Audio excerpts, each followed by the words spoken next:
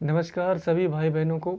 आज की इस वीडियो में हम माइक्रो टीचिंग की डायरी को कंप्लीट करेंगे और इस वीडियो में पहले मैं आपको कुछ बिंदु समझा देता हूं जो आपको बहुत ज़रूरी है, क्योंकि ये बिंदु यदि आप समझ जाते हैं तो इस डायरी को आप बहुत ही आसानी से बना सकते हैं।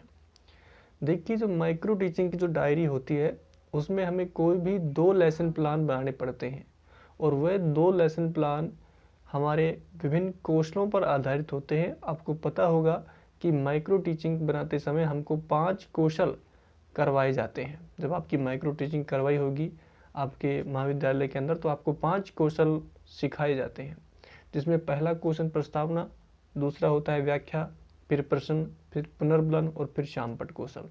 तो इन्हीं सभी कौशलों पर 2 लेसन प्लान बनाए जाते हैं और एक लेसन प्लान के 2 कौशल बनते हैं।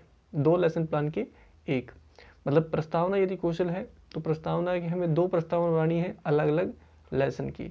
जैसे मैंने इसमें पहला अपना पाठ लिया है सुभाषितानी और दूसरा मेरा अलग पाठ होगा, तो इन 2 पाठों की मैंने 2 प्रस्तावना बनाऊंगा, फिर इन 2 पाठों की मैं 2 व्याख्या कौशल बनाऊंगा, फिर 2 पुनर्बलन, 2 आपके प्रश्न कौशल और फिर 2 शामपट कौशल। तो इस प्रकार से माइक्रो टीचिंग की जो डायरी है वो बनाई जाती है। अब आप सीधे मैं आपको ले चलता हूँ अपनी डायरी के ऊपर। तो अब आप जिस प्रकार से या साथ साथ बनाते हैं या फिर स्क्रीनशॉट लेते हैं तो उस प्रकार से आप इसमें बना सकते हैं। आ जाइए सर।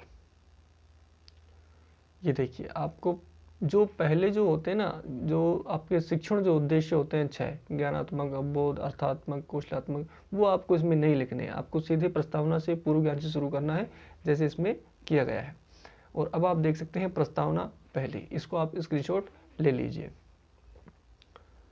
चलिए नेक्स्ट पे चलते हैं। ये उद्देश्य कथन आपको पिछले वाले पन्ने पे लिखना है। ये जो डायरी है वो बिल्कुल आपकी साफ होगी। मैंने पेन से ये सारणी बनाई हुई है ना। ये अवलोकन सारणी में आपको कुछ नहीं लिखना है। ये आपके जब आपके टीचर आपको चेक करेंगे तो वो लिखी जाएगी इसके अंदर। देखिए, दूसरा प्रस्तावना कौशल, दूसरा पेज पे मैंने लिखा है प्रस्तावना कौशल और यहाँ पे मैंने दूसरा पार्ट लिखा है विद्याधनम।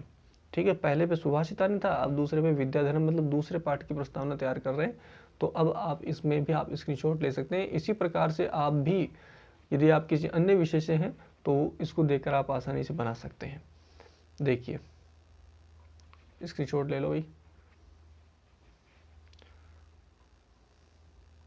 और वही लास्ट में उद्देश्य कथन करने के बाद में हमारा पहला कौशल है वो कंप्लीट हो जाता है। अब हम दूसरे कौशल पर चलते हैं। सुभाषितानी के पहले अपने आ जाएंगे व्याख्या कौशल पर। इसमें आप जैसे मैंने पहले आदर्श वाचन लिया है ना, तो ये आप देख सकते हैं। आप भी अपनी व्याख्या किसी भी संबंधित यदि आप विषय से हैं तो उसकी आप व्याख्या यहाँ पे आप लिख कर और फिर उसकी व्याख्या कर सकते हैं। ये देखिए जरा ना, तो इस प्रकार से आप कर सकते हैं। आगे बढ़ लेते हैं और ये दूसरे पाठ की व्याख्या कौशल आ जाएगा, है ना। तो इस प्रकार से आप कर सकते हैं।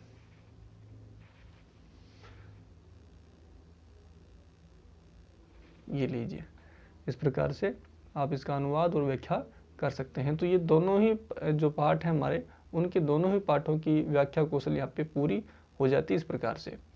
और ये हो जाएगा, लिख लेंगे आप पीछे वाले पन्ने पे, तो पिछले वाले का ही बचा हुआ है भाग है।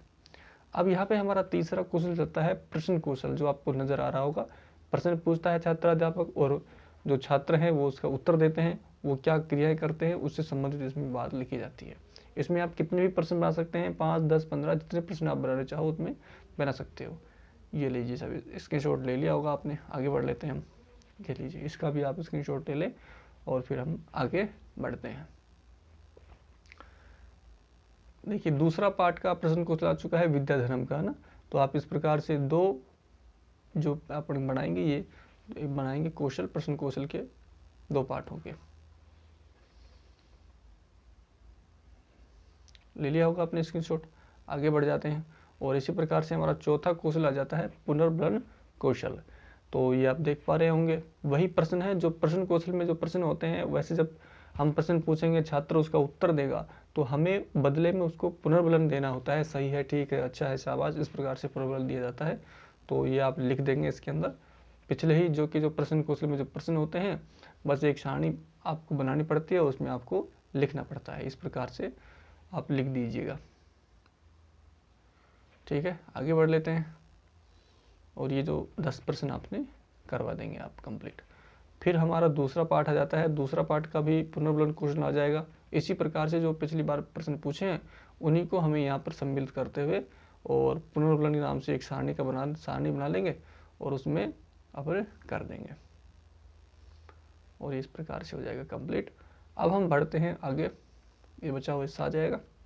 और ये लो, अब आ जाता है श्यामपट्ट कौशल। ये आप श्यामपट्ट कौशल इस प्रकार से बड़ा सा बोर्ड काट के आप चिपका सकते हो और आप लिख सकते हो उस पर अर्थ वगैरह।